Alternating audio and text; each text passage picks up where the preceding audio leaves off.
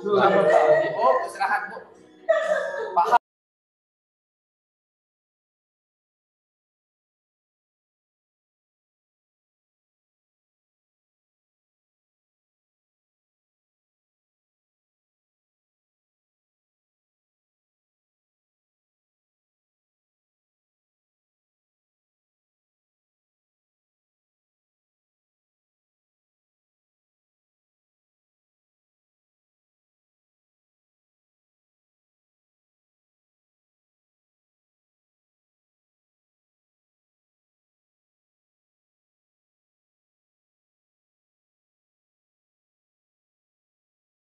Lupakan saja diriku untuk selama-lamanya.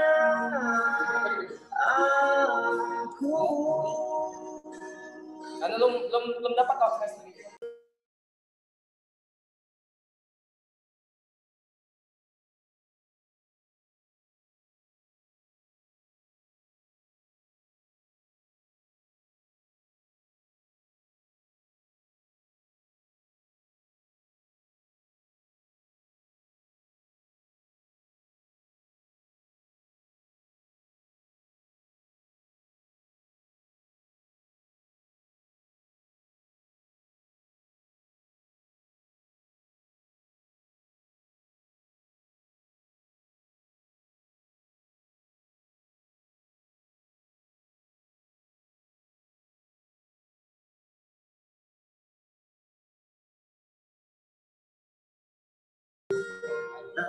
baca dan aku mengerti betapa merindunya dirimu akan hadirnya diriku di dalam hari-harimu bersama lagi.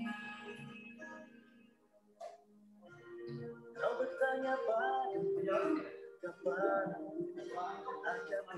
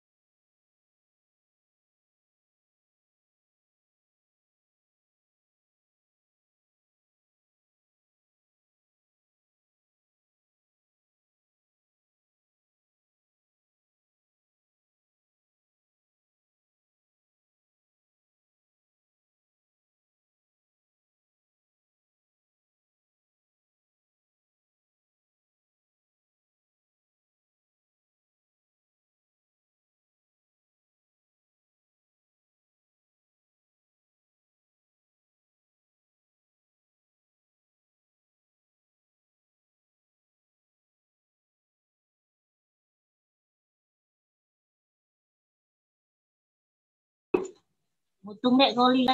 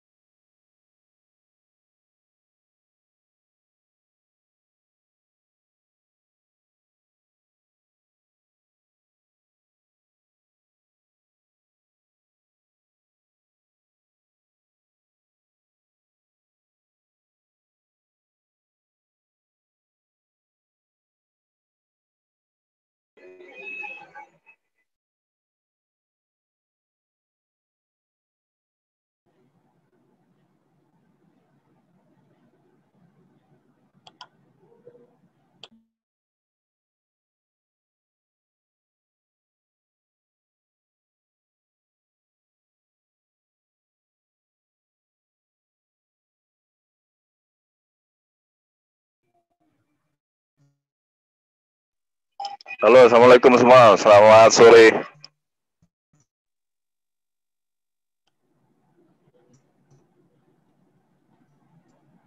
Waalaikumsalam, Mbak. Udah pada datang belum? Udah pada masuk belum nih? Belum semuanya, Pak. Mungkin masih ada yang kerja atau masih ada di jalan. Sore, Pak. Sore-sore juga. Udah, Pak.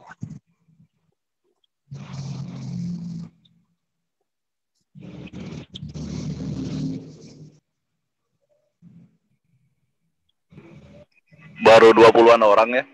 Yang lain kemana ini?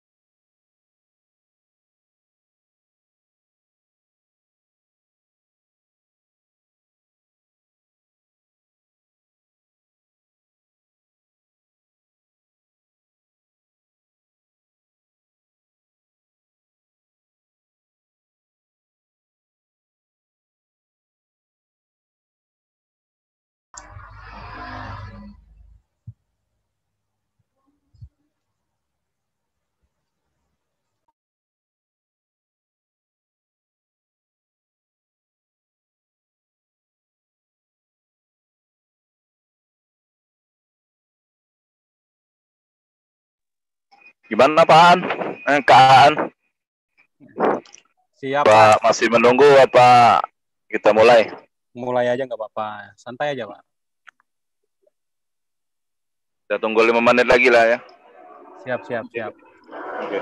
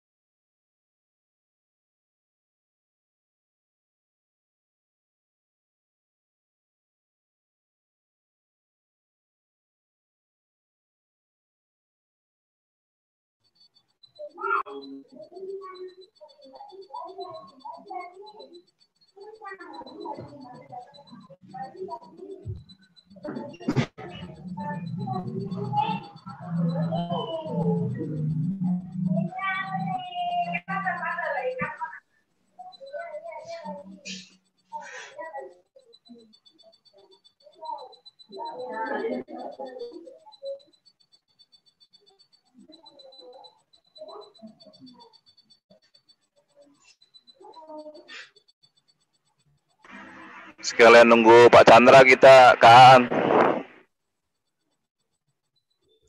Iya Pak. Siap, siap Bang Depi.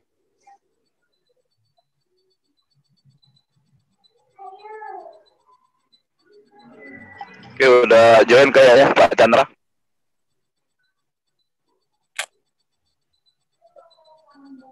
Halo, selamat sore. Sore Pak Chandra. Oke Pak. Sore Pak Chandra. Sehat, Pak An?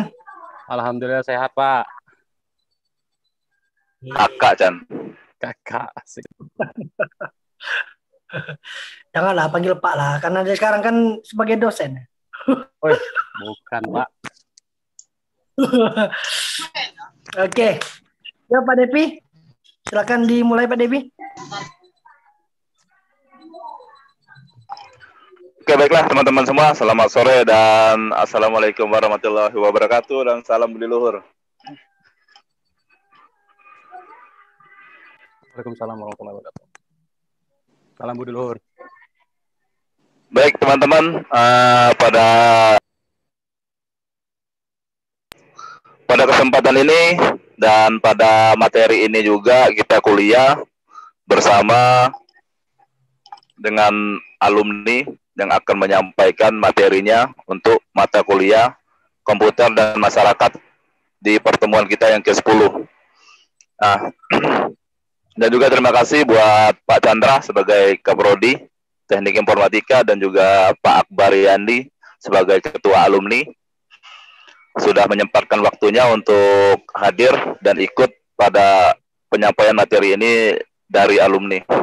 Baik, langsung aja kami serahkan dulu untuk yang pertama kata pengantar dari ketua sebelum materi kita mulai kepada Pak Chandra untuk menyampaikan kata pengantarnya. Silakan Pak Chandra. Oke, baik. Terima kasih Pak Devi atas waktu yang telah diberikan untuk saya. Nah, di sini pertama-tama saya mengucapkan banyak-banyak terima kasih kepada alumni ya, baik alumni dari Amik Atma Luhur maupun dari STIMIK Atma Luhur ya, yang telah menyempatkan waktu untuk berbagi ya ataupun sharing pengalaman baik dalam dunia kerja maupun di semasa kuliah dulu ya, sedikit kepada adik-adik kita ataupun calon-calon penerus bangsa ya, terutama di bidang IT ya. Nah, terima kasih kepada Pak Aan ya yang telah menyempatkan waktu dan mau berbagi ataupun sharing pengalaman ya, dan juga nanti untuk pengisi materinya berkenaan dengan komputer dan masyarakat kepada adik-adik tingkat dan juga kepada Pak Akbar selaku ketua alumni ya, ketua alumni yang telah mengkoordinir kegiatan alumni mengajar ya. Ini pertama kali kita selenggarakan alumni mengajar ya, berbagi pengalaman di perkuliahan ya, karena sebelum-sebelumnya memang belum ada yang kegiatan seperti ini. Nah, jadi kita harapkan ini akan berlangsung ya, tetap berlangsung di kemudian hari sehingga memberikan dampak yang positif ya, efek yang positif kepada adik-adik tingkat ya, terutama biar sebagai pemacu semangat mereka di bidang kuliah di bidang IT, dan biar mereka juga ngerti gitu kan fungsi ataupun kenapa sih harus kuliah di bidang IT gitu. Oke, nah mungkin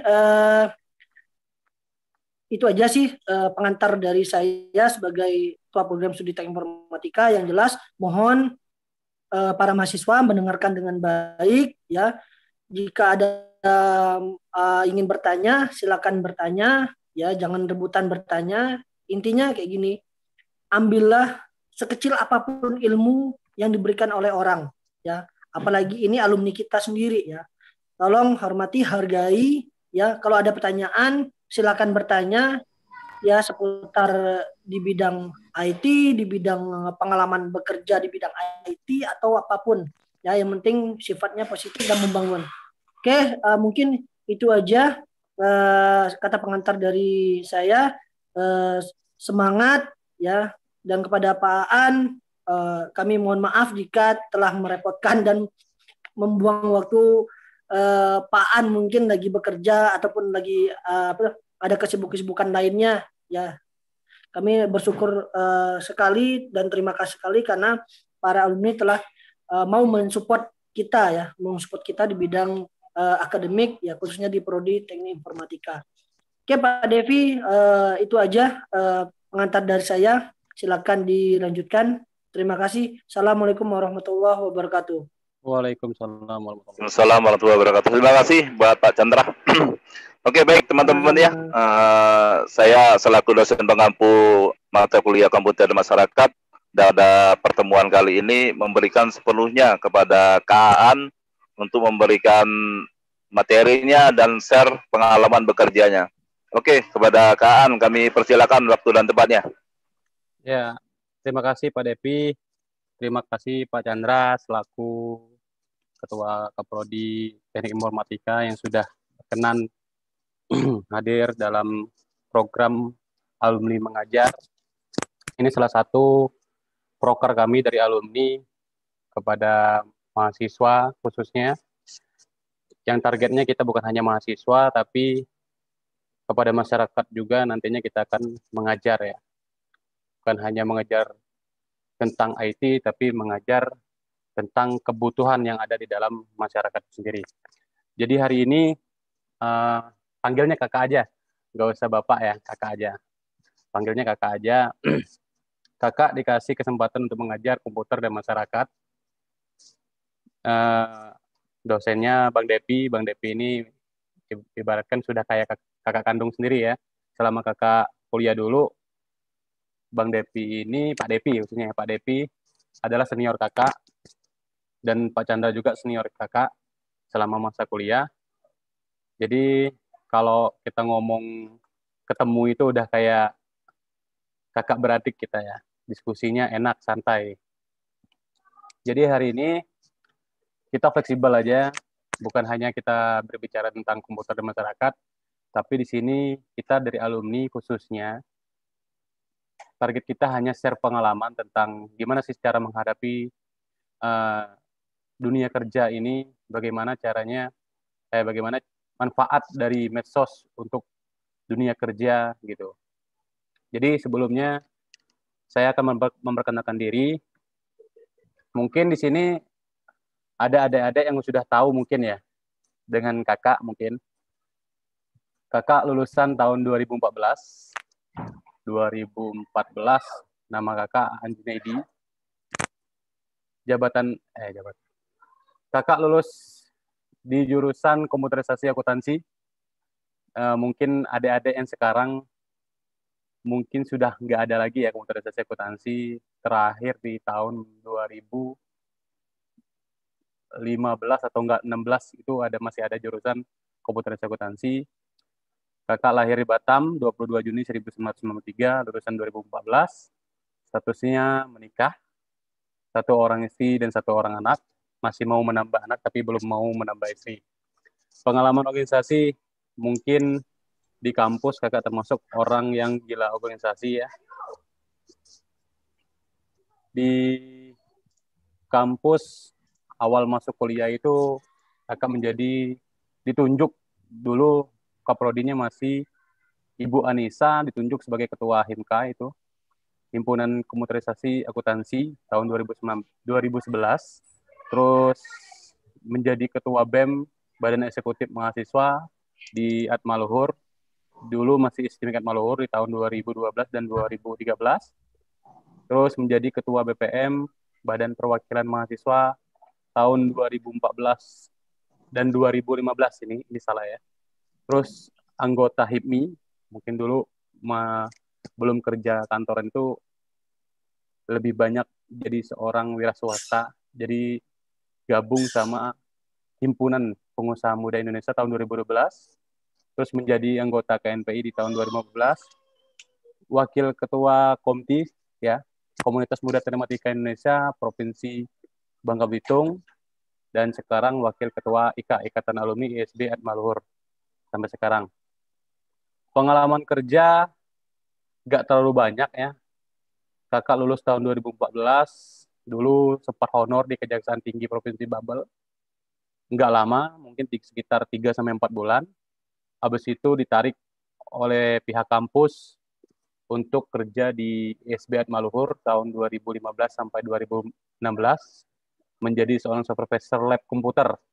Mungkin ada tahu lab yang di atas itu, dulu kakak pernah jadi supervisor di sana. Di tahun 2016 akhir, kakak pindah, karena jurusan kakak komputerisasi akuntansi. Jadi di salah satu perusahaan PT Coca-Cola Distribution Indonesia itu butuh, ibaratkan butuh seorang admin keuangan di situ.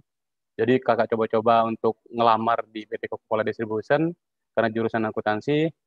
Alhamdulillah pada saat itu kakak dapat bekerja di PT Coca-Cola Distribution Indonesia sampai sekarang, yang dulunya jabatannya sebagai AR admin, sekarang sudah menjadi manajer finance SO itu Sumatera Babal. Kontak personnya ya mungkin kalau ada yang ingin bertanya nantinya bisa langsung kontak person ke nomor kakak, itu udah nomor pribadi sama nomor WA sama IG-nya itu ya. Jadi di sini selain kita membahas tentang komputer dan masyarakat, di sini kakak akan meng-share bagaimana sih pengalaman kita selama kita lulus kuliah, terus menghadapi dunia kerja itu gimana, terus persiapannya apa aja. Nanti kakak akan jelaskan. Nah, sekarang kita akan masuk ke pentingnya medsos dalam dunia kerja. Mungkin adik-adik udah tahu sendiri, apa itu medsos? Ya, medsos adalah sebuah media daring yang digunakan satu sama lain di mana para penggunanya bisa dengan mudah berpartisipasi, berinteraksi, berbagi, dan mencipta isi blog, jejaring sosial, wiki, forum, dan dunia virtual tanpa dibatasi oleh ruang dan waktu. Jadi di zaman 2020 ini tidak ada yang mungkin tidak menggunakan medsos. Ibaratkan kebutuhan hidup itu, medsos itu adalah seperti nasi yang sering kita konsumsi setiap hari. Jadi nggak mungkin adik-adik semua, khususnya jarang menggunakan medsos. Terus ini 10 macam medsos yang sering digunakan di tahun 2020. Nomor 1 itu ada YouTube, 2 WhatsApp, 3 Facebook, 4 Instagram, 5 TikTok. TikTok termasuk 10 besar di tahun 2020 yang sering digunakan mungkin yang cewek-cewek hobi TikTok, yang adik-adik yang hobi TikTok. Terus ada Line, ada Twitter, ada Reddit, terus ada Pinterest, terus ada Tumblr. Jadi ada 10 macam yang sering digunakan di tahun 2020. Kakak yakin di antara 10 itu mungkin ada 5 dari adik-adik semua yang sering menggunakan medsos tersebut. Kita lanjut ya. Nanti biar kakak kejar dulu untuk materinya. Habis itu kita share berbagi pengalaman. Keuntungan dan kerugian dalam menggunakan medsos di dunia kerja. Sosial media ini merupakan situs yang paling banyak dikunjungi di beberapa negara, khususnya Indonesia sendiri, karena sosial media layaknya mempunyai sihir. Pengguna betah untuk memainkannya. Salah satu pengguna sosial media terbesar di dunia adalah Indonesia. Jadi di Indonesia ini salah satu konsumen terbesar yang menggunakan medsos. Keuntungan medsos tentunya di dalam dunia kerja ya, dengan sosial media kita bisa menambah teman yang baru, bisa kita dapat dari mana saja. Saya sendiri bisa menemukan teman-teman dan juga teman yang baru berada jauh di tempat sana. Misalkan saja teman dari NTB, Jawa Timur, Jakarta, dan berbagai teman lainnya. Mungkin ada sering bermain Facebook atau Instagram, sering nge-like atau sering follow. Mungkin ada teman-temannya yang dari teman-teman baru yang dari Jakarta, mungkin ada yang dari Papua, mungkin ada yang dari Aceh, ada yang dari Padang, mungkin ada yang dari Kalimantan. Mungkin itu sudah pernah kita lakukan ya, termasuk kakak juga pernah mendapat teman yang ibaratkan jauh dari wilayah kakak sekarang. 2. Penghasilan dari sosial media juga menjadi salah satu keuntungan dari sosial media. Beberapa teman saya juga menghasilkan uang dari interaksi Facebook. Terkadang juga beberapa toko online memanfaatkan Facebook atau Twitter untuk mengembangkan toko online mereka untuk branding. Jadi sosial media itu bukan hanya sebagai alat komunikasi atau interaksi kita, tapi sebagai salah satu penghasil uang buat kita bila kita dalam artian bisa menggunakan medsos itu dengan baik. Contohnya dengan berjualan online. Sekarang banyak adik-adik mungkin yang nggak cowok, nggak cewek, banyak yang online mungkin ya, yang jualan baju, ada yang jualan sepatu, khususnya yang cowok. Jadi gunakanlah media sosial itu dengan hal yang positif yang bisa menghasilkan pundi-pundi uang. Terus sosial media dapat menghilangkan stres. Nah, karena kita bisa memainkan game yang ada di sosial media, selain itu Anda juga bisa curhat. Yang sering curhat malam-malam ya kalau lagi galau, adik-adik semua. Mungkin ada Mona Lisa yang sering galau, terus sering curhat sama Ando mungkin ya. Malam-malam bisa jadi ya enggak. Nah, sosial media juga bisa menghilangkan stres kita. Jadi salah satunya kalau kita lagi stres, mungkin adik-adik sekarang nih kalau menghadapi UAS gitu kan, sering lihat YouTube, terus lihat live Instagram, ya enggak? Terus lihat video-video di Instagram, Facebook, itu bisa menghilangkan stres dan penat kita. Kita lanjut ya. Kerugian dalam menggunakan medsos. Salah satu kerugian terbesar dari sosial media adalah melupakan waktu. Jadi ya bukan hanya adik-adik sendiri, mungkin kakak juga pernah melupakan waktu ya. Salah satunya game online. Game online itu berpengaruh loh buat kita loh. Jadi kita lupa akan semuanya, lupa kerja, lupa sholat mungkin, lupa masak mungkin, yang cewek yang sering live atau live Instagram atau live media sosial lainnya. Terus terlalu lama dengan sosial media Anda bisa menjadi sakit. Kebanyakan kita terlalu banyak lama dengan sosial media itu sakitnya salah satunya sakit kepala mungkin ya. Maka gara-gara medsos itu sekarang mata ini udah agak rabun, jadi udah mulai berkurang penglihatannya gara-gara terlalu banyak bermain dengan HP mungkin, salah satunya membuka medsos itu sendiri. Jadi yang kakak harapin adik-adik semua ya kurangin. Terus ingat kalau lagi main HP atau nggak main komputer, apalagi game ya, terutamanya game itu terlalu banyak menghilangkan waktu kita. Karena kalau lagi mabar mungkin adik-adik semua, terus lagi happy-happy, lagi asik-asiknya, terus lagi apa itu yang main scroll itu super win apalah, itu mungkin lagi seru-seru jadi lupa waktu. Kita lanjut ya. Pentingnya medsos dalam dunia kerja. Di tahun 2020 ini rasanya mustahil generasi Z dan milenial tidak memiliki sosial media. Pengguna serta segala kemudahannya telah menjadi bagian kehidupan sehari-hari. Mulai dari berkomunikasi melalui chat messenger, foto sharing, video sharing, melihat kabar terkini, dan masih banyak lagi. 3 peranan penting medsos untuk dunia kerja zaman sekarang. Personal branding. Itu peranan penting buat kita. Personal branding itu apa sih? Ya salah satunya mempromosikan diri. Contohnya di Instagram, di Facebook, kita sering buat history kehidupan kita, terus sering ngepost tentang perjalanan hidup kita, terus ada hal yang mewah, atau ada hal yang kira-kira berpengaruh kepada hidup kalian. Nah, itu salah satunya personal branding. Jadi seolah-olah di saat kalian personal branding, orang melihatnya kalian adalah salah satu orang yang bisa dipercayai. Mungkin itu.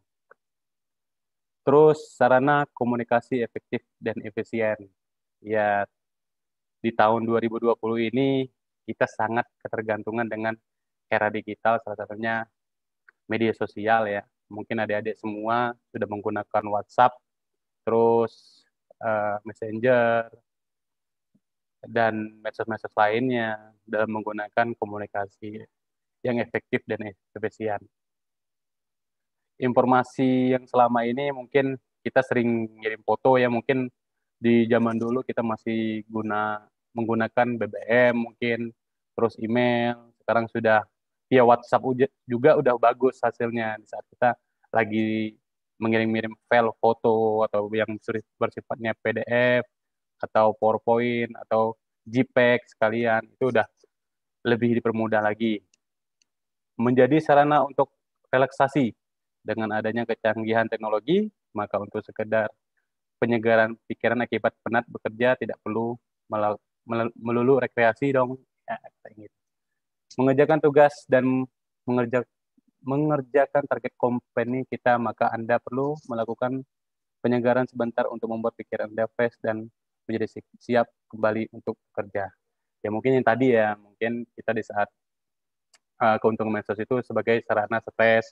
Nah, ini sebagai relaksasi di saat kita lagi penat-penatnya mengerjakan skripsi atau menghadapi UAS, atau di saat kita kerja lagi mumet-mumetnya, ditekan mungkin sama atasan, terus ada pekerjaan yang numpuk. Nah, itu medsos ini salah satunya bisa menjadi sarana untuk kita relaksasi.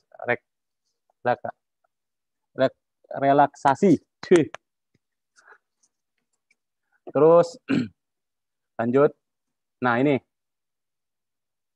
cara menghadapi dunia kerja sesuai keinginan kita. Ada yang tahu? Ini maksud kakak tuh, ini salah satu buat adik-adik. Cara menghadapi dunia kerja itu sesuai keinginan kita. Ini salah satunya. Ini versi kakak ya, versi kakak. Jadi mohon disimak baik-baik. Cara menghadapi dunia kerja sesuai keinginan kita. Siapa kamu? Nah, kenapa siapa kamu itu? Ya siapa kita? apa yang kita dapat kita berikan terhadap dunia kerja nanti. Salah satunya apa? Persiapkan diri kita dalam menghadapi dunia kerja. Banyakin ilmu kita, pengalaman kita, soft skill kita, terus tuangkan ke dunia kerja itu sendiri. Kedua, apa keyakinan dan nilai utama pada diri kamu? Keyakinan dan nilai utama pada diri kalian adalah satu. Kalau kakak ya, satu, mempunyai prinsip. Dalam dunia kerja itu harus mempunyai prinsip. Kedua, mempunyai ilmu dan pengalaman yang luas. Tiga, mempunyai pengalaman. Empat, percaya diri dan bertanggung jawab. Terus, apa jenis perusahaan yang kamu inginkan? Nah, kita dari kecil itu biasanya udah wanti-wanti nih, udah punya cita-cita ya. Apa sih jenis perusahaan yang kamu inginkan? Terus apa sih yang mau kita kerjakan nanti saat kita udah besar, nanti kita mau kerja di perusahaan mana? Nah, kita harus dari mulai sekarang udah mempersiapkan diri tuh. Apa sih yang ingin kita kejar, ini perusahaan yang mana? Nah, salah satunya dalam mempersiapkan diri, perusahaan mana yang kalian kejar adalah salah satunya persiapkan diri kalian. Terus kalau versi kakak ya, kita ngomongnya versi kakak. Kalau kakak dulu dalam dunia kerja, satu, perusahaan yang bisa memberikan reward kita yang besar. Reward itu salah satunya gaji ya. Gaji itu kalau kakak di Coca-Cola, kakak dulu kerja di kampus, mohon maaf, itu gajinya UMP, mungkin UMR ya. Alhamdulillah masih zaman bujangan. Nah, di Coca-Cola itu kakak di perusahaan yang sesuai dengan jurusan kakak kuliah. Jadi pas kuliah dulu, karena jurusannya akuntansi, kakak mencoba masuk ke dalam jajaran karyawan PT Coca-Cola. Nah, pas momennya, kakak juga dapat kerja di Coca-Cola itu di bagian keuangan. Jadi, kalau kita di jurusan IT, carilah pekerjaan yang sesuai dengan jurusan kalian masing-masing. Karena kenapa? Nantinya di saat kalian implementasikan ke dalam dunia kerja, kalau kita berbeda jurusan atau nggak berbeda pemikiran, nantinya bisa kacau di dalam dunia pekerjaan. Terus skill, apa yang bisa kamu tawarkan skill itu?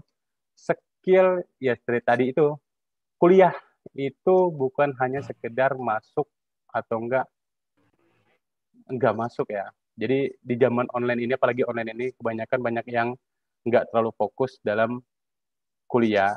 Dulu kakak kuliah itu dulu masih sistem Maluhur, kuliah akuntansi itu paling hobi kakak kuliah di mata kuliah dasar akuntansi. Kenapa? Karena memang kakak hobi ngitung-ngitung dalam akuntansi itu. Jadi pelajaran yang lain itu ya kakak anggap dulu hanya sebagai penambah ilmu aja, tapi akuntansi memang diasah sehingga kakak di saat di dalam dunia pekerjaan kakak tidak bingung lagi bagaimana caranya mengimplementasikan skill kakak terhadap apa yang kakak dapat jabatannya. Terus bagaimana kamu berpengaruh pada lingkungan di sekitarmu? Nah, bagaimana kamu berpengaruh pada lingkungan di sekitarmu? Salah satunya timbulkan rasa percaya diri kita bahwa kita mampu menghadapi dunia kerja yang sesuai dengan kamu. Di dalam dunia kerja itu terkadang ada baiknya, ada buruknya, karena kenapa? Di dalam dunia pekerjaan itu tidak memandang usia, karena di saat kita masuk ke dalam dunia kerja, itu usia tidak menjadi patokan lagi. Contohnya kakak, di dalam perusahaan kakak PT Coca-Cola sekarang, itu karyawannya Bangka Belitung itu hanya sekitar 28 orang.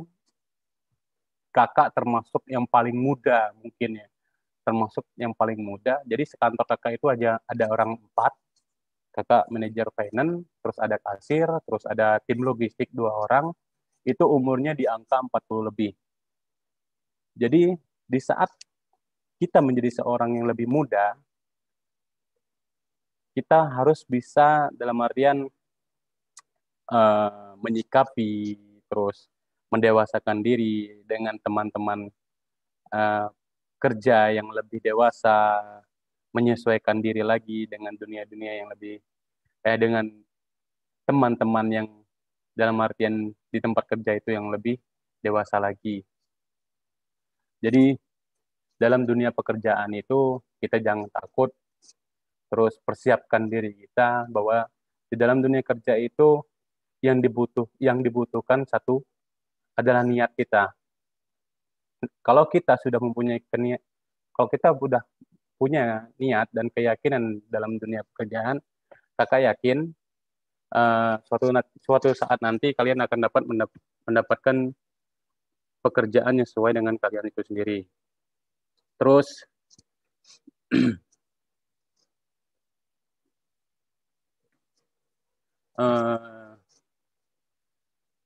dunia pekerjaan itu banyak berpengaruh terhadap pengalaman kita di masa lalu. Contohnya deh, kakak sharing-sharing aja ya. Dulu, kenapa kakak bisa mendapatkan pekerjaan yang sebenarnya tidak ada di dalam pemikiran kakak? Satu, kakak berani. Berani kenapa? Dulu kakak seorang yang dalam artian cuek, lugu, terus untuk menghadapi keramaian itu kakak nggak berani. Jadi nggak punya jiwa gentleman mungkin kayak Pak Depi mungkin yang mantap benar kan kata orang. Ya. Jadi dulu itu kakak itu belajar menjadi seorang pemberani itu salah satunya di dalam kampus, masuk ke dalam organisasi, dan terus belajar tentang seorang yang pemberani ya dalam artian berbicara di tempat umum, mengasah skill kita, yang awalnya kita takut-takut, sekarang berani, terus yang awalnya kita agak kurang dewasa menjadi. Nah itu peran organisasi di kampus itu sangat penting loh. Salah satunya mungkin adik-adik di kelompok ini mungkin ada yang masuk BEM, ada yang masuk BPM, mungkin ada yang masuk UKM atau ada yang masuk himpunan. Jadi belajarlah dari organisasi bahwasanya organisasi itu memberi pengalaman yang sangat luar biasa kepada kalian yang nantinya di saat kalian masuk ke dalam dunia kerja dan di saat di interview yang mungkin interview terus apa ya menghadapi bos-bos besar. Jadi kita nggak takut gitu loh karena kita punya pengalaman dalam menghadapi orang-orang yang besar. Terus kita nggak gugup lagi. Terus kata-kata kita sudah bisa merangkainya dengan bagus. Mungkin itu. Jadi yang nggak keharapin di dalam dunia kerja ini kita harus mencari pengalaman yang banyak. Kedua, mencari ilmu yang sebanyak-banyaknya. Terus ketiga, mencari teman-teman yang menurut kita memang bisa menambah wawasan dalam berpola pikir kita. Sebelumnya, kakak mau tanya nih, kira-kira yang di kelompok ini ada yang pernah kenal kakak nggak? Ada yang kenal kakak nggak kira-kira? Enggak. Abang. Kenal Siapa Rio yang- nggak kak? Rio Hermawan Susanto. Rio Hermawan yang mana orang ini? Yang kecil-kecil kak. Kenal. Tadi ada yang WA sama kakak itu siapa ya? Rama atau siapa namanya di dalam grup ini? Ada kak. Nah, kalau ada yang tahu mungkin ya. Jadi kakak ini termasuk orang yang gila organisasi di kampus. Jadi jangan ditiru kalau kakak kuliahnya di kampus Maluhur itu hanya D3 deh. Ahli media komputer jurusan komputerisasi akuntansi. Tapi kuliahnya 6 tahun. Kuliahnya 6 tahun hanya mengejar D3 aja. Jadi salah satunya kenapa kakak 6 tahun? Ya salah satunya kakak orang yang gila organisasi, gila pengalaman, dan gila ilmu di saat kakak masih bujangan dulu. Ya 6 tahun itu salah satunya lanjut lagi ke S1. Jadi di saat kakak lanjut S1 itu masih kurang lagi di dalam dunia organisasi, kakak masuk lagi ke dalam organisasi. Salah satunya yang memberikan pengalaman organisasi itu ya Pak Depi, Pak Chandra, Mereka orang-orang yang dalam artian dulu membina kakak jadi seorang organisasi yang baik, organisasi yang baik. Nanti rencana mancang dari sisi mana? Mungkin itu saja yang bisa kakak sampaikan. Kalau yang ingin bertanya silakan. Mana sih ya? Pada dasarnya kakak bukan seorang akademisi yang baik, Tim yang sudah terbentuk khususnya kakak seorang motivator mungkin ya. Motivator atau seorang entrepreneur. Jadi kalau masalah ngajar-ngajar kayak gini nih, jadi nggak terlalu lancar gitu. Beda sama Pak Depi sama Pak Chandra, ya, seorang akademisi yang baik, mungkin dia tahu caranya mengajar itu gimana. Mungkin itu saja, Bang Depi. Kalau ada yang ingin bertanya tentang dunia pekerjaan, terus di dalam dunia organisasi, mungkin kakak persilahkan. Melihat waktu kita sudah hampir jam 5:30 ya. Ayo, ada yang ingin bertanya? Oke, silakan. Siapa yang mau nanya?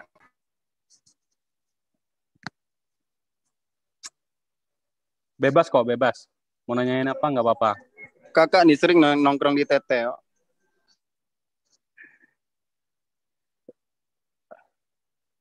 Ini Rio Hermawan orang Jebus bukan?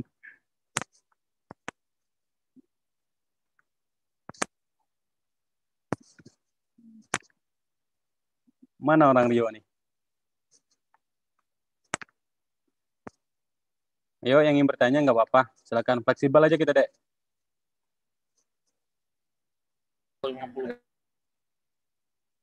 Mau nanya apa? Kaan siap menjawab.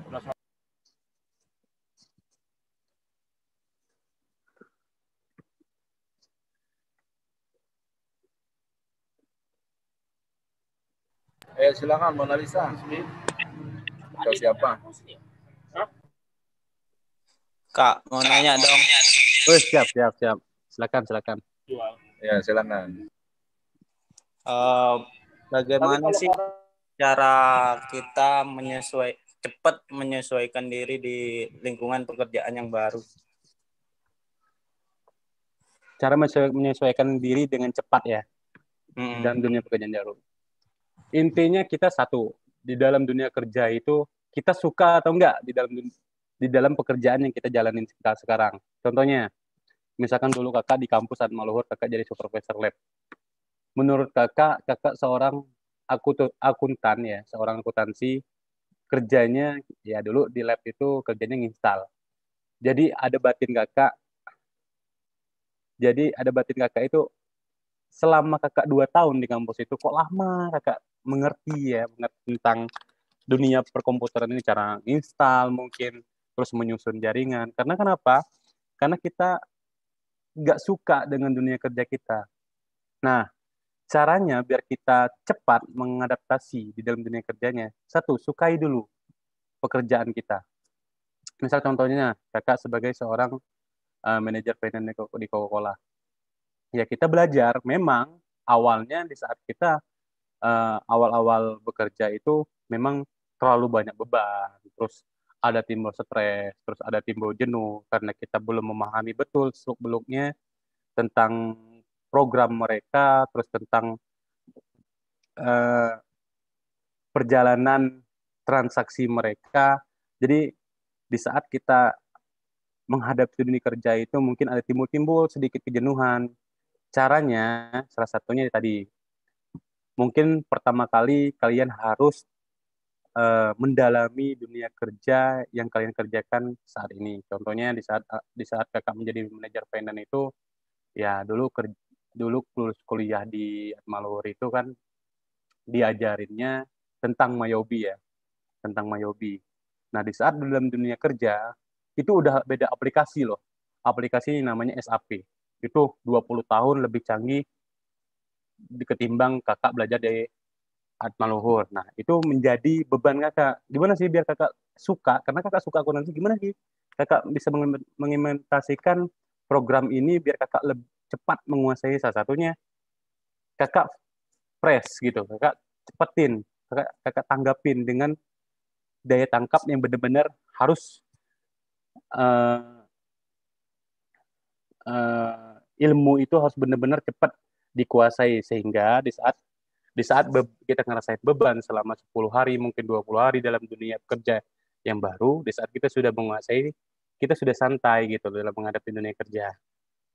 Jadi pertama, sukai dulu pekerjaan adik-adik semua, misalnya khususnya adik-adik yang sudah bekerja, biar cepat mengadaptasi, sukai dulu pekerjaan Anda. Kedua, kuasai ilmu-ilmu di dalamnya dengan secara cepat.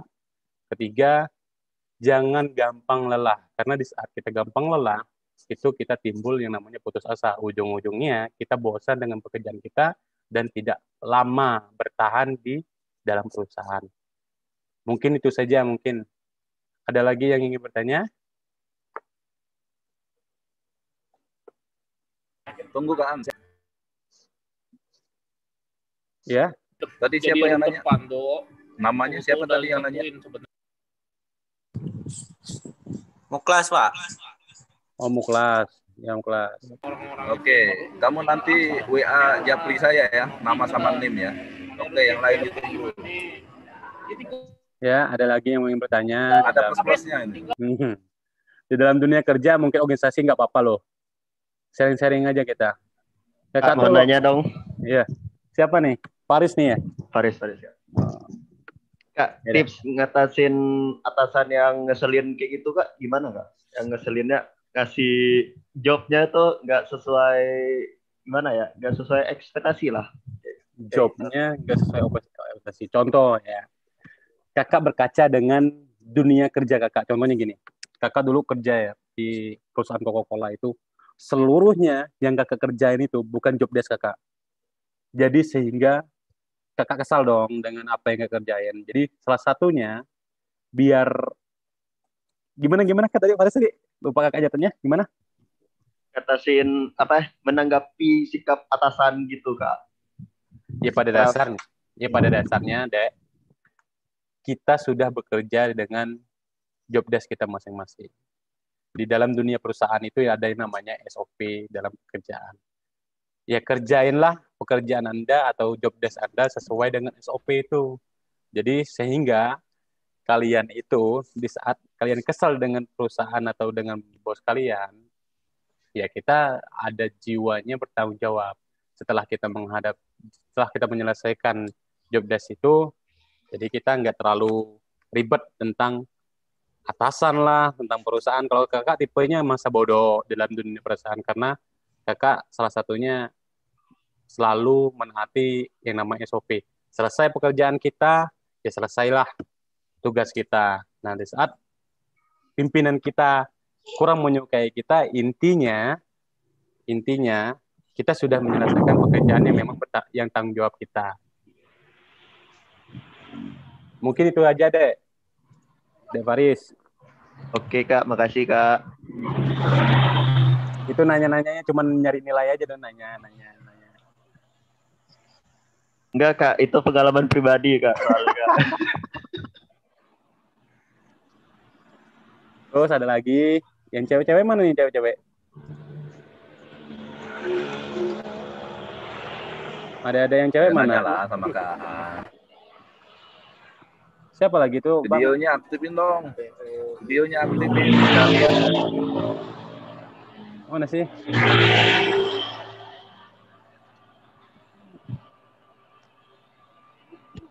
Nah, banyak nih. Oh, yang sudah di-mute suaranya. Banyak nih. Bang Depi. Semua. Ada Ariska, ada Mona Lisa, ada Ririn. Ada Diana ya. Diana. Terus Ririn, ada Diana tuh. Tadila.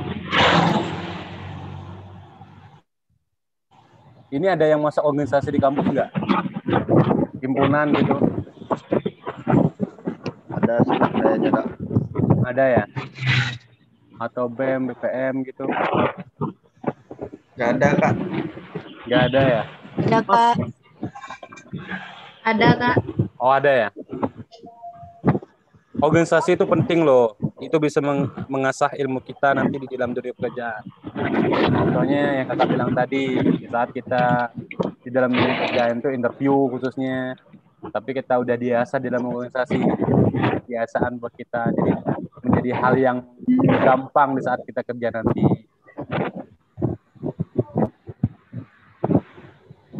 Ini cewek-cewek nggak ada yang mau tanya? Mona Lisa, Ririn? Belum, Kak. Belum, Kak. Nilainya plus loh. Belum. Nilainya plus loh. Ini ikatan alumni langsung loh yang ngasih nilai loh.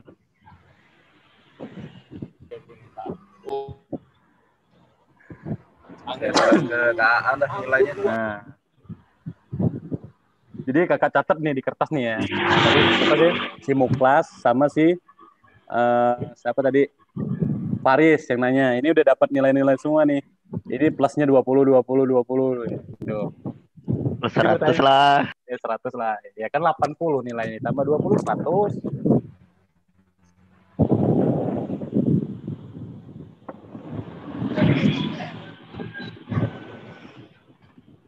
Ayo silakan. Mau nanya kita sharing aja. Jadi intinya kakak bukan seorang akademisi yang baik ya, akademisi yang sejati seperti Bang Devi. Intinya kakak seorang motivator atau seorang entrepreneur. Jadi kalau memang butuh pandangan, butuh pengalaman, share tentang kehidupan pribadi atau pekerjaan, mungkin bisa langsung WhatsApp atau ngajak ketemu. Kakak lebih enaknya cerita langsung, cerita tatap muka. Tadi kakak sama Bang Depi tadi di siang tadi ya di kampus cerita enaknya gitu. Kakak lebih enaknya tatap muka kan ya. Itu lebih asik tuh. Kakak sebenarnya kalau lewat via Zoom kayak gini nggak ngerti ya kak. Apa sih mau diceritain? Yang satunya fokus kemana? Yang satunya fokus kemana, ya kan? Yang kakaknya dari tadi istri lewat terus, yang anaknya nangis. Ya.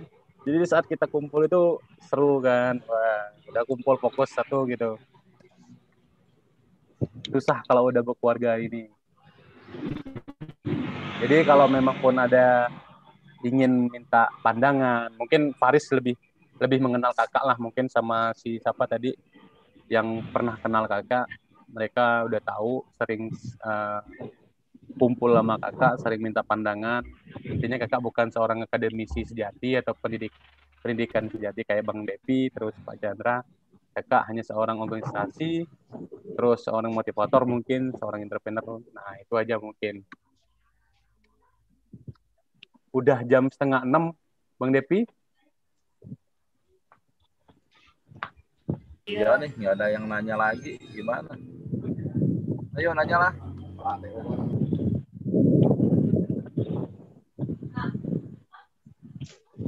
Ada lagi ya? Bingung Pak, mau nanya apa Pak? Ambil pegangan kalau bingung. Jadi selama ini kalau Bang Devi ngejelasin tentang materi jarang yang nanya ya? Apa memang pas momennya kakak ngomong kayak gini ada yang nggak tahu apa yang mau ditanya gitu?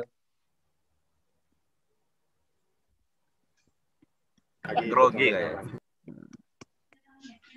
Nanti gini, jadi ini salah satu program dari Ikatan Alumni yang namanya Alumni Mengajar. Target kita bukan hanya mahasiswa, tapi nantinya target kita mengajarnya ke masyarakat. Masyarakat yang seperti apa sih? Ya masyarakat kepedesaan mungkin, yang salah satu menjadi pengabdian masyarakat dari Ikatan Alumni. Nanti kita Ikatan Alumni ada yang namanya Temu Kangen Alumni.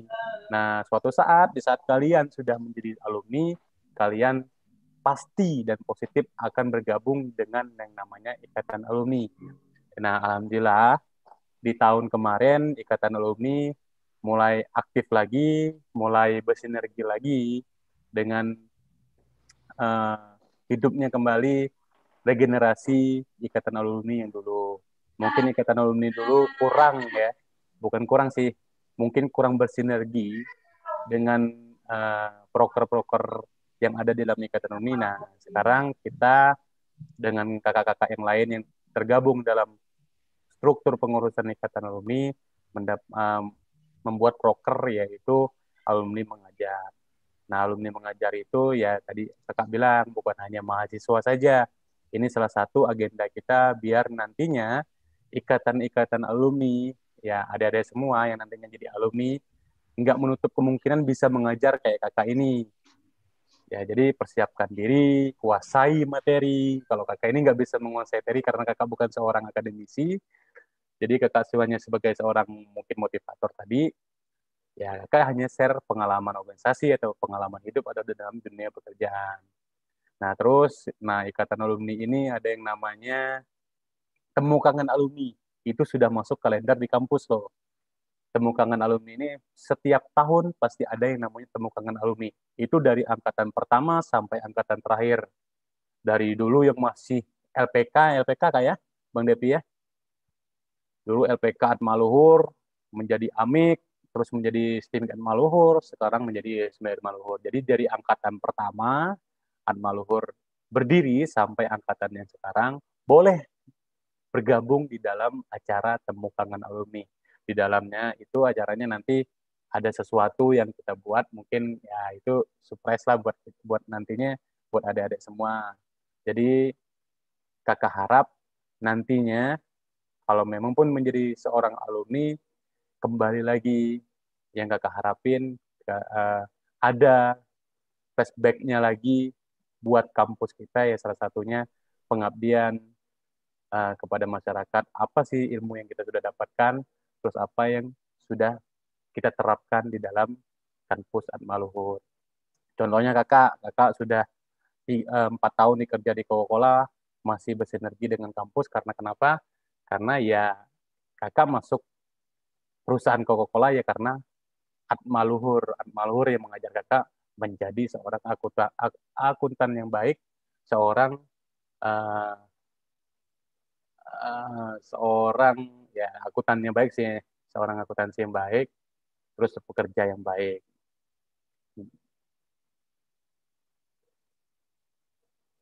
Ada yang ingin bertanya? Ayo yang mau nanya. Mona Lisa tadi ngomong-ngomong. Iya, ngomong ditutup tuh Mona Lisa. Jadi kalau mau main ke rumah kakak ya, nggak apa-apa main ke rumah kakak. Ini istri kakak ini lulusan sistem informasi di Atma Luhur. Jadi pacarannya di Atma Luhur dulu, dapat istrinya di Atma Luhur. Jadi kalau pacaran di Atma Luhur nggak apa-apa, tapi contohin kakak dengan yang baik gitu. Dapat istri orang Atma Luhur sama-sama Atma. Sekalian gitu ya. Iya, sekalian kan. Wisudanya bareng lagi. Enggak, wisudanya enggak bareng, tapi nikahnya bareng-bareng. Istri wisuda tahun 2016, kakak sendiri 2014. Jadi cinloknya itu, bukan cinlok sih, pacarannya itu di dalam organisasi. Dulu di BEM dulu. Jadi istri kakak itu adik BEM lah. Ada rating BEM dulu, kakak jadi ketua BEM, dia jadi anggotanya pacarin gitu. Tapi pacarannya yang bener-beneran, ujung-ujungnya jadi istri. Gitu loh. Mona Lisa tuh kayaknya mau nanya Kak. Mona Lisa, ada yang mau tanya ya?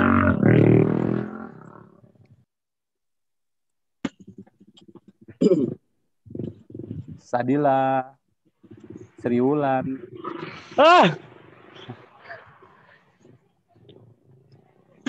Ayu Diana, mungkin ada yang mau tanya, ayo. Aku panggil Ayu aja ya, karena Ayu dewasa wajahnya, jadi takut nggak sopan gitu loh. Kak. Ya, siapa yang nanya nih? Ya, silakan. Ini kan bagaimana caranya Motor sih nih. Misalnya kita kan punya bawahan. Iya. Punya bawahan, terus pelan-pelan bayi, baru jam berapa ya ini? Pekerjaan itu selalu salah gitu. Sudah jam berapa? Caranya sampai sana 10 menit. Bagaimana jadi pulang Kak, cepat ya? Menegur atau memberitahunya itu Kak. Sudah berulang-ulang kali gitu Kak. Misalnya bikin laporan apa gitu. Oh, jadi bawahan Ayu ini salah terus gitu ya di perusahaan. Terus cara menyikapinya. Ya, benar. Ya, pada dasarnya yuk di dalam pekerjaan itu ya tadi yang aku bilang kita punya SOP loh yuk. apalagi Ayu sebagai atasan. Kayak aku sendiri ya, kalau aku sendiri di perusahaan Coca-Cola itu nggak ada bawahan, punya atasan. Kita ini hitungnya bawahan, karena aku megangnya manajer di wilayah Bangka Belitung sendiri. Ada yang namanya lebih tinggi dari aku, itu yang namanya manajer yang megang wilayah Sumatera Selatan gitu loh. Di dalam dunia pekerjaan itu ada yang namanya SOP yuk. Di saat pekerjaan kita tidak didukung oleh bawahan kita, ya salah satunya menyikapinya pertama dengan teguran. Kalau di Coca-Cola itu ada yang namanya sales yuk. Sales Coca-Cola itu tugasnya menjual. Ada yang namanya manajer marketing. Manajer marketing itu atasannya sales. Tugasnya manajer marketing apa sih? Menjelaskan bagaimana caranya mendapat penjualan yang baik gitu loh. Menjualkan barang itu dengan cara seperti ini. Mungkin ada bawahannya yang nggak tembus target, terus ada yang cara penyampaiannya yang ngeyel, mungkin terus ada tanggapan dari outlet yang melihat sales ini kayaknya main-main. Enggak lah, jam 9 lah pulang di lah. SOP perusahaan itu ada yang namanya teguran. Teguran pertama mungkin hanya sekedar nasihat, memperbaiki diri mereka, terus memberikan motivasi mereka. Contohnya gini, ini pekerjaan kalian itu salah loh. Aku ini sebagai manajer marketing, ada trik sendiri bagaimana cara kita merayu konsumen agar konsumen itu membeli produk kita. Nah, di saat teguran itu sudah kita sampaikan, sudah kita terapkan, dan mereka memahami, mereka seolah-olah memahami, di saat implementasinya ke depannya lagi mereka nggak bisa mengimplementasikan nasihat kita atau nggak trik kita tadi, ya salah satunya kembali lagi dengan SOP tadi yuk. Mungkin ada teguran pertama, mungkin ada SP pertama, SP kedua, atau enggak sampai pemutusan kerja. Kalau di dalam dunia pekerjaan di Coca-Cola itu kayak gitu. Di saat mereka tidak sesuai dengan manajer marketing mereka, nggak sesuai dengan cara, terus trik mereka merayu konsumen, ya salah satunya mereka memberi teguran. Tapi kalau yang namanya ngeyel, itu memang watak mereka ngeyel, jadi nggak bisa diapa-apain lah. Jadi adanya kita ini ibaratkan bahasa Bangka ini ngerodok itu sakit hati gitu loh. Jadi yang aku harapin Ayu itu ya salah satunya kembali lagi dengan, kalau memang pun nggak sanggup dengan bawahan yang sering gitu ya kembali lagi dengan konsep SOP, mungkin ada RT yang ada di dalam kantor itu sendiri, dengan cara teguran, dengan cara SP. Di saat mereka udah dikasih teguran SP, mereka kan merasa takut tuh yuk, merasa takut, oh suatu saat nanti gua nih diputusin kerja nih, ya mungkin mereka itu dengan cara itu mereka merubah pola pikir mereka, merubah cara kinerja kita. Mungkin itu aja yuk cara-caranya. Oke, makasih Kak.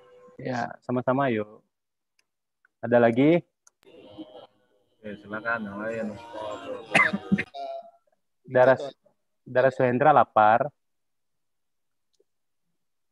Bang Aan di chat Ya. ada. Apa tuh? Apa Kak? Di chat. Apa sih?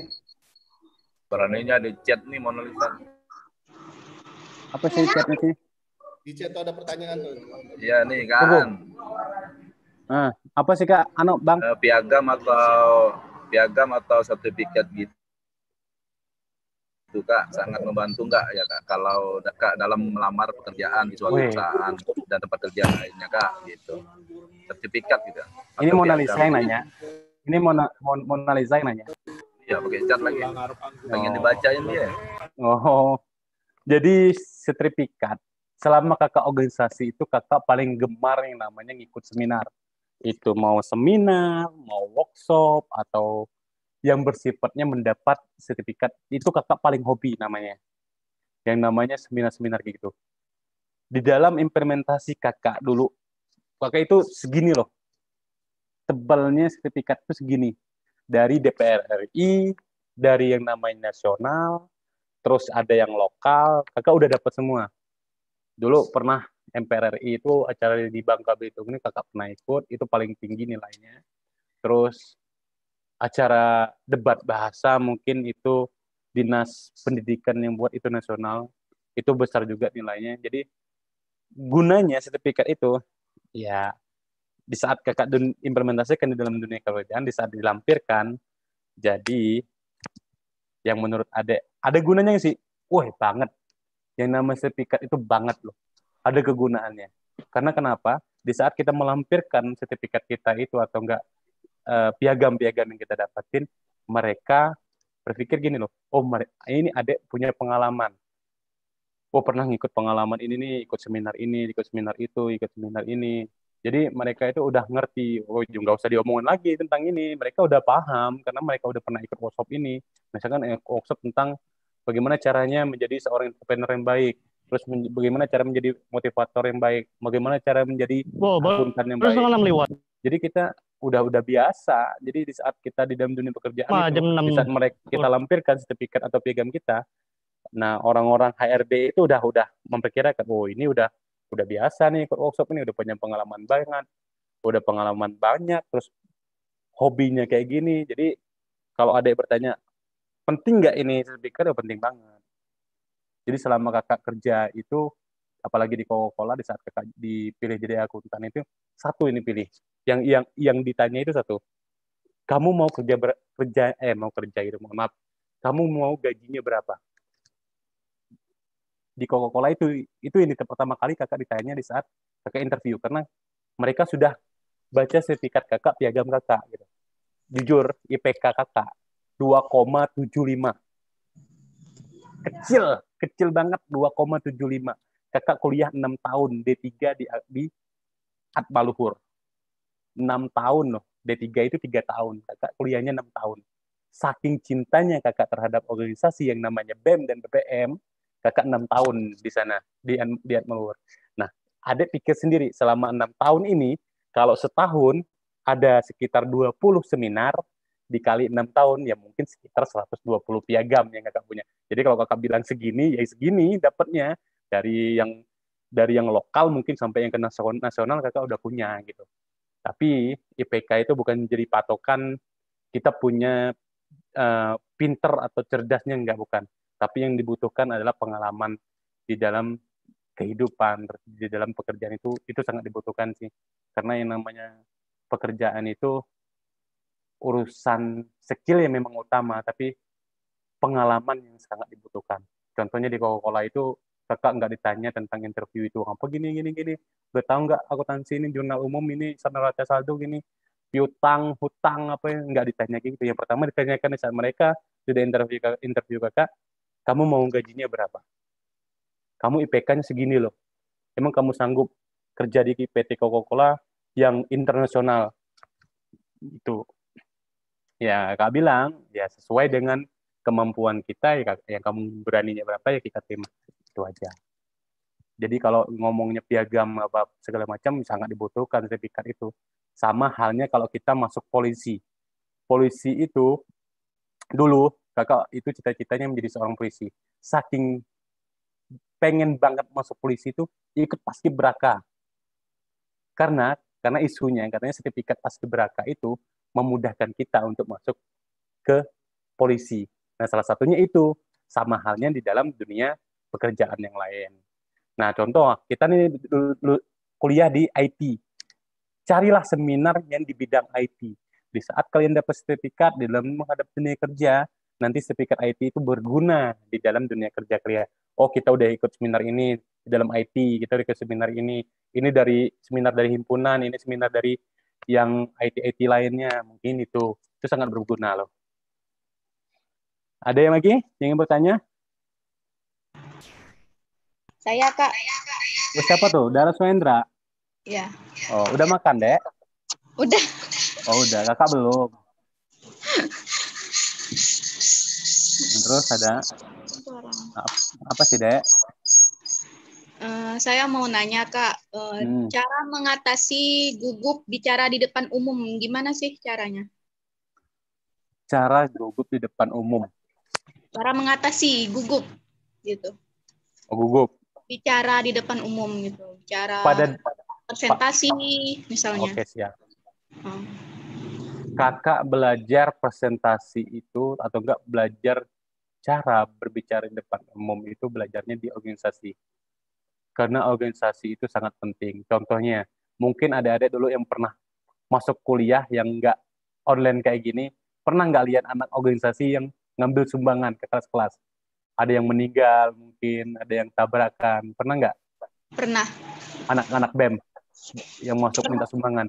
Nah itu sebenarnya dengan cara mereka seperti itu, mereka sudah diajarkan bagaimana cara mereka berbicara di depan umum. Kalau kakak dulu belajarnya di organisasi, kalau kita sekarang aja kakak masih gugup nih, gugup dalam artian, woi kakak bukan seorang akademisi, ngomongnya kita tentang materi yang dikasih Bang Depi, Bang Aan, kamu harus ngomong pemutar masyarakat nih. Aku masa bodoh ngomong kayak gitu, yang penting yang saya bagikan kepada adik-adik semua adalah pengalaman kerja saya, pengalaman hidup saya, dan pengalaman yang ada di kampus Maluhur. Itu aja. Karena saya bukan seorang akademisi. Nah, cara menghadapi gugup di depan umum itu salah satunya belajarlah sebelum kamu menghadapi gugup itu. Mungkin di depan cermin, terus mungkin, kan ya nggak mungkin lah ada yang nggak punya TikTok. Mungkin tuh punya TikTok kan? Punya nggak? Nah, itu ada sendiri aja udah berani ngomong sendiri. Kenapa nggak berani ngomong di depan aslinya, terus ngomong di depan orang? Mungkin pertamanya 1, terus 2, mungkin ditambah lagi ke 5. Sebenarnya kita udah biasanya gimana? Di saat kita kumpul sama temen, itu kita udah berani mengungkapkan pendapat di depan umum. Tergantung kita aja. Karena kita kenapa gugup? Karena kita bertemu dengan orang yang baru. Itulah membuat kita grogi dan kita membuat kita gugup. Jadi sekarang ini ada kan semester berapa ini? Semester 5 ya? Semester 5. Nah, masuklah himpunan. Coba masuk himpunan, masuk organisasi di kampus, himpunan himasi, terus cari ilmunya di sana, hadapi yang awalnya ada nanti menghadapi bos-bos yang di tempat kerja. Nah, sekarang ini hadapilah ketua-ketua koprodi dengan cara masuk himpunan tadi, masuk BEM tadi. Kan nantinya kalau masuk himpunan kan urusannya ketua koprodi, kepala koprodi, ngomonglah sama mereka seperti biasa. Jadi santai. Jadi belajarlah sebelum adik gugup. Jangan tiba-tiba, Kak bagaimana? Yang kakak aja sampai sekarang masih gugup menghadapi orang banyak. Jadi biar kita lancar, nih salah satunya belajarlah dari sekarang bagaimana caranya menghadapi gugup itu tadi. Ya, ada yang bertanya, Rama? Ada yang tanya, Mak? Nanya, Kak. Mau nanya, Kak. Siapa nih? Rama, Kak. Oh, Rama. Yang apa, Mak? Gini, Kak. Mau nanya nih soal organisasi sih. Kalau kita masuk organisasi ini kan dituntut harus punya soft skill gitu, Kak. Misalnya komunikasi antar anggota. Nah, apa terlebih lagi untuk yang misalnya ada jabatan gitu, Kak. Tentang kepemimpinannya. Yang mau saya tanyakan nih, Kak, cara numbuhin soft skill tuh gimana, Kak? Cara melatih soft skill tersebut. Soft skill. Kita masuk dalam organisasi itu pertama, itu nggak ada yang namanya cari-cari yang udah punya soft skill, nggak ada. Di zaman kakak nggak ada yang namanya cari-cari orang yang udah punya soft skill. Kakak mencari orang yang benar-benar nggak punya soft skill. Kenapa? Karena kita asah di dalam organisasi. Namanya organisasi tadi ada yang namanya latihan dasar kepemimpinan, ada yang namanya kita ngebahas nanti ADRT, terus ada yang ngebahas tentang SOP. Itu salah satunya mengasah soft skill mereka. Kenapa? Di dalam latihan dasar kepemimpinan itu dijelasin semua tentang struktur keorganisasian.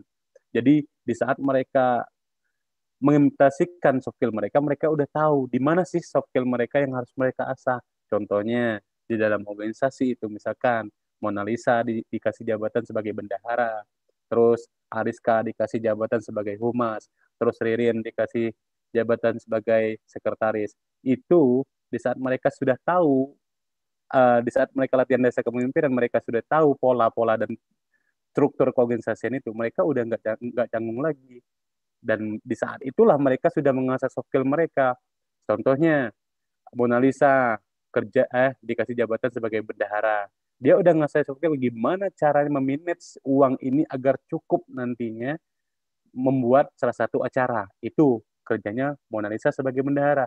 Dia sudah mengasah soft skill mereka, dia sebagai bendahara yang bertanggung jawab. Terus Ariska sebagai humas. Ariska gimana sih caranya sebagai humas memberikan informasi kepada teman-teman yang itu infonya rapat kayak itu info event atau info yang segala macam. Itu tugasnya si Ariska, dia ngasih informasi kepada teman-temannya. Dia sudah mengatasi kegugupan. Contohnya kayak gini. Siapa sih Dera sih nanya tadi, gimana cara mengatasi kegugupan tadi? Ya salah satunya kayak gini. Belajarlah dari organisasi. Di saat kita mendapat jabatan seperti yang kakak contohin, Ariska dapat humas, dia sudah belajar gimana cara menyampaikan pendapatnya di depan teman-teman, ngasih informasi ini, ngasih informasi itu, ngasih informasi rapat dadakan, terus rapat yang kira-kira untuk prokernya. Terus si Ririn dikasih sebagai sekretaris. Sekretaris itu apa tugasnya? Sebagai notulen. Notulen itu nyatat-nyatat yang setiap rapat itu dikasih catatan. Nah, dia udah diasah skillnya. Contohnya, salah satunya manfaat di organisasi, salah satunya itu. Misalnya kan Mona Lisa sebagai bendahara. Nanti kalau dia dapat kerjaan di dalam dunia kerjaan finance atau keuangan, dia udah ngerti gimana sih memanage keuangan. Terus si Ririn sebagai sekretaris, tahu-taunya dia sebagai sekretaris siapa pengacara atau sekretaris pimpinan dia udah tahu gimana caranya notulen di saat rapat ini segala macam. Itu sudah diasah di dalam organisasi. Jadi meningkatkan soft skill kita, kembali lagi apa sih yang kita dapatkan dalam organisasi, menguasai nggak bidang di dalam organisasi itu. Jadi soft skill itu beriringan jalan di saat kita memangku jabatan, apapun itu jabatannya, kita harus menguasai jabatan itu. Jadi seolah-olah soft skill kita bukan hanya dipaksa untuk berkembang, tapi memang dituntut untuk berkembang. Mungkin itu aja, Ramayandra. Ya, Kak. Terima kasih, Kak. Yuk, sama-sama. Ada lagi yang ingin bertanya? Bang Depi? Kak, saya mau bertanya, Kak. Arialdi, yo. Ya, silakan. Kak mau bertanya, apakah seorang pembicara harus good looking? Pembicara harus good looking? Ya. Pembicara harus good looking.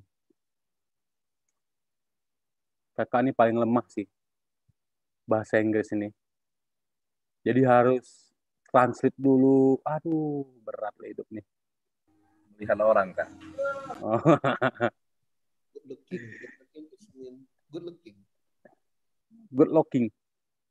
Apa Bang Depi good looking ini? Ya, berpenampilan menarik gitu. Seorang apa tadi? Berpenampilan menarik. Seseorang pembicara harus good looking. Seorang pembicara harus good looking. Sebenarnya mereka itu biar dilihat rapi aja sih seorang pembicara itu. Pada dasarnya banyak pembicara-pembicara di Indonesia ini yang penampilannya sederhana. Banyak pembicara di Indonesia ini yang sederhana. Tapi tergantung orang. Kebanyakan pembicara atau enggak motivator yang ada di Indonesia ini kebanyakan rapi gitu. Penampilannya rapi biar kelihatan elegan gitu loh. Jadi nggak harus dia rapi. Kebanyakan pembicara itu ada juga yang nggak rapi, ada juga yang rapi. Jadi tergantung kita, foksinya mau dibawa ke formal atau memang pun yang dibawa ke nggak formal. Itu aja sih. Kalau kakak seorang pembicara, ya biasa aja. Kalau kakak ngumpul sama teman-teman, mungkin Rama tahu, mungkin Faris tahu. Kakak kalau ngomong sama mereka itu pakai celana pendek, nggak serapi-rapi bener gitu. Mereka udah tahu kok. Terus? Ya. Kak nanya. Siapa nih Vivi? Ya. Ada nggak Kak tips jawab pertanyaan saat interview versi kakak? Ada nggak, Dek? Jawab apa, Dek? Ada nggak tips pertanyaan saat interview versi kakak? Jawab pertanyaan. Jawab pertanyaan. Iya, interview versi kakak. Tips dan pada dasarnya di saat kita interview, kita kan belajar apa yang harus kita jawab. Ya, tidak mungkin katanya cek kat, tiba-tiba bikin lamaran, besoknya dipanggil untuk interview, tidak punya persiapan, tidak mungkin. Kita harus persiapin diri dong sejauh-jauh mungkin, bahwa suatu saat di interview nanti kita pasti ditanyain tentang hal-hal yang mungkin yang belum ditanyain sama mereka. Nah, kakak dulu interview, jujur 2 kali interview di Bangka, habis itu interview di Jakarta, terakhir 3 kali, terus interview di Lampung. Di Bangka manajer finance-nya kosong, kakak interview di sini, habis itu interview ke Jakarta, kakak magang selama seminggu di sana, terus interview ke Lampung, implementasi magang selama 10 hari, habis itu lari ke Bangka lagi. Di saat interview ditanya macam nih, yang namanya kita kerja itu pada dasarnya satu konsepnya, kita nggak mau jauh dari orang tua. Benar. Ya enggak? Kita tidak mau jauh dari orang tua, apalagi keluarga. Apalagi kita masih dalam artian dekat sama keluarga. Tapi dulu kakak berani meyakinkan keluarga karena kenapa? Yang namanya kesuksesan itu kalau tidak dikejar tidak akan tercapai. Sama halnya dengan kakak. Kakak dulu jujur baik, di saat kakak naik ke Jakarta, orang tua menghalangi. Oh, macam dari kalian lain, apa segala macam lah, nyaman-nyaman di Atmaluhur kerjanya, kok nyari kerjaan yang jauh gitu loh. Ya, yang namanya kita kerja, salah satunya bebannya di keluarga. Kakak dulu ditanya, di tipsnya paling berat itu, kalau ditempatkan di salah satu daerah yang jauh dari keluarga, itu berani atau tidak? Tips kakak, jangan bilang tidak, selalu ngomong berani. Karena kenapa? Yang namanya kita sudah mengambil resiko, ibaratkan gini loh dek, kita ini ada yang namanya Tuhan kita, Allah kita kan. Pasti Allah tuh ngerti jalan hidup kita ini mau dibawa kemana. Jadi jangan takut dengan pengambilan keputusan kita. Misalkan ditanya sama penginterview, bisa kayak gini nggak? Bisa. Terus ditanya, bisa kayak gini? Bisa, bilang. Yang namanya, meskipun kita tidak tahu, yang namanya tahap belajar itu sembari berjalan. Contohnya kakak di Kadit Maluhur diimplementasikan kerja, terus programnya Mayop itu sama SAP 20 tahun lebih canggih SAP. Bayangin, Mayop itu 20 tahun lebih canggih, SAP itu 20 lebih tahun lebih canggih ketimbang Mayop. Ibaratkan kakak yang dulunya di Atmaluhur masukin codingan, masukin nilai rupiah itu, tak masuk. Terus keluar open balance. Nah, di SAP beda. Di SAP tidak. Di SAP itu masukin codingan ini, muncul ini invoice, masukin codingan ini, keluar faktur pajak, masukin codingan ini. Jadi lebih canggih 20 tahun ke depan. Jadi bagaimana cara menyikapi di saat di interview ke kantor? Bisa nggak kamu mengimplementasikan program ini? Bisa. Kenapa nggak bisa? Kenapa harus kita jawab nggak bisa? Padahal di dalam dunia pekerjaan, tidak mungkin perusahaan akan melempar kalian begitu saja. Pasti ada yang namanya pelatihan. Jadi suatu saat kalau memang pun kita interview di perusahaan manapun, kalau memang ditanya bisa nggak kira-kira gitu, tipsnya jawabnya bisa. Jadi sepinter-pinter kita jawabnya bahwa kita bisa menguasai panggung. Intinya kalau kakak dulu di dalam organisasi, bagaimana caranya, misalkan kakak di organisasi dulu, kalau ada seminar, kalau ada workshop, kakak selalu nanya. Dan kakak orang pertama yang selalu nanya. Kenapa? Kakak mau menguasai panggung. Menguasai panggung itu apa? Kakak mau mengasah soft skill, cara ngomong depan umum dengan cara seperti itu. Tahan malu udah jadi masalah. Pertanyaan yang tak berbobot jadi masalah. Tapi dengan biasanya soft skill itu, ujung-ujungnya kita menjadi terbiasa dan menjadi lebih profesional lagi dalam bertanya. Kalau kakak macam itu. Nah, di saat interview, kakak pengen menguasai panggung. Seolah-olah kita menguasai seluruh apa yang dibutuhin sama perusahaan itu sendiri. Jadi jangan takut. Kalau memang pun di sini, contoh, gini loh, ada salah satu ikatan alumni, organisasi di bawah kakak dulu, masuk ke kerja, kakak kasih kerja di Samsung. Namanya Arianto, orang Permis. mungkin Bang Depi tahu Arianto Bang, orang Permis. Jadi ngomongnya bedok orang Permis. Kakak kasih gawean di Samsung. Jadi terus disuruh ngomong sama interview. Bisa nggak ngomong bahasa Inggris? Bisa nggak kamu menawarkan produk ini dengan bahasa Inggris? Jawab apa? Ku nggak bisa, ku orang Indonesia. Jadi ku nak ngomong bahasa Indonesia lah. Mau kira-kira Ika nggak pakai Indonesia, dosa begawi ku deh. Jadi dia yang menawarkan. Degal satu jam. Jadi salah. Jadi yang kakak harapin, yang namanya tahap belajar, kalau memang kita nggak bisa, mungkin berjalannya waktu kita bisa menguasai itu. Ya. Ada lagi yang ingin bertanya? Yuk. Bang Depi, waktu Bang. Udah ini kan kayaknya. Siap. Ya, waktu udah maghrib kali ini ya. Ya. Oke, mungkin aktifin semua ya videonya, kita foto sebentar. Kan share screen-nya ditutup. Oke, aktifin videonya semua. Kita buat ini apa dokumentasi.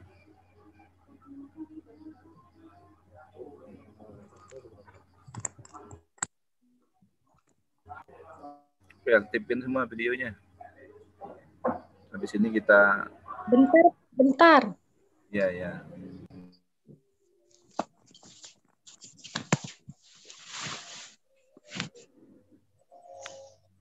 Wah, WA-nya itu kan.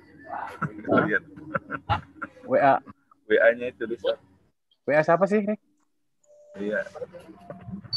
Yakin baik. Ini. Aduh. WA siapa sih? Oh, Poni ya? Poni ya? Poni share screen juga ya? Wih, cantik-cantik nih. Ada Aurel juga. Idi, dari tadi diem Aurel. Ini pacarnya ketua BEM nih. Wakil ketua BEM nih. Terus, ada siapa lagi sih? Masa kan? Oh iya dong. Tahu Kak, dia baca macam nih. Mana Poni? Ini apa? Share screen-nya?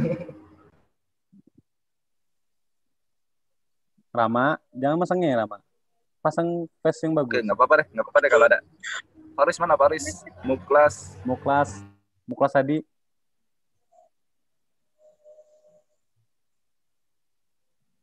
Masangnya. Oke, udah nih. Oke ya. Kaan bisa ini apa print screen apa dari saya? Nggak bisa ya Bang. Oke, saya print screen-nya. 1, 2, 3. Oke, saya pindahin dulu.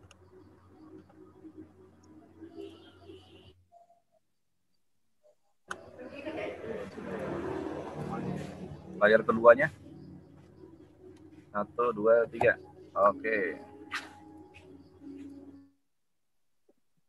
1, 2, 3. Oke, Kak. Yuk. Ya, sebelumnya Kakak mengucapkan terima kasih banyak buat kelompok ini ya yang sudah hadir dalam perkuliahan Komas. Pada dasarnya, kenapa Kakak ngasih materi, ini salah satu program dari Ikatan Alumni mengajar, khususnya mahasiswa alumni itu sendiri. Pada dasarnya bukan membahas tentang materi, tapi share pengalaman. Itu terserah pengalaman tentang hidup. Mungkin adik-adik juga akan seperti ini kan ya? Iya, nantinya yang Kakak harapin regenerasi nanti Ikatan Alumni, struktur pengurusan atau regenerasi Ikatan Alumni, ya adik-adik semua yang megang. Nah, Ikatan Alumni ini nggak selalunya kita yang megang, jadi yang Kakak harapin suatu saat kalian lah yang megang. Mungkin kalian punya proker yang lebih wah lagi suatu saat nanti, bukan hanya ngajar alumni, ngajar mahasiswa atau ngajar masyarakat. Mungkin presiden kalian hajarin, mungkin itu aja. Jadi yang Kakak harapin, Kakak terima kasih banyak juga buat Bang Depi. Bang Depi ini salah satu kakak senior Kakak di kampusan Maluhur. Jadi kita udah kayak keluarga, udah ngasih kesempatan Kak, ngasih perkuliahan di pelajaran Bang Depi, khususnya Komas. Terus buat adik-adik sendiri, semangat, terus jaga kesehatan, jangan lupa selalu safety, pakai masker kalau keluar di rumah, selalu pakai nyuci tangan pakai sabun, terus selalu jaga kesehatan, mengkonsumsi vitamin dan lain-lain. Yang kakak harapin semuanya sehat-sehat baik di zaman pandemik kayak gini. Kakak harapin jauhi tempat-tempat keramaian karena tempat-tempat keramaian paling rentan. Itu baik yang bisa aku sampaikan. Wassalamualaikum warahmatullahi wabarakatuh. Waalaikumsalam warahmatullahi Waalaikumsalam. wabarakatuh. Terima kasih Kak. Oke. Terima kasih semua. Ya, Kak.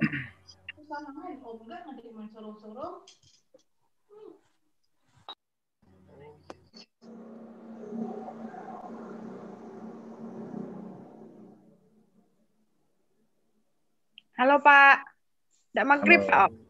Ini lah Bang Kelipan. Sholat lu Pak? Ada? Oke, kita sholat. Ya udah. Ya. Aicha. Halo. Ca, muka kejian. Sudah ya. Sampai jumpa. Pak. Yuk, sampai jumpa minggu depan. Assalamualaikum. Salam budi luhur. Waalaikumsalam, Mbak. Sarah. Ki di mana? Salat. Astagfirullahaladzim. Dadah. Ramal. Jid ge banget. Yuk, Gesa. Dadah.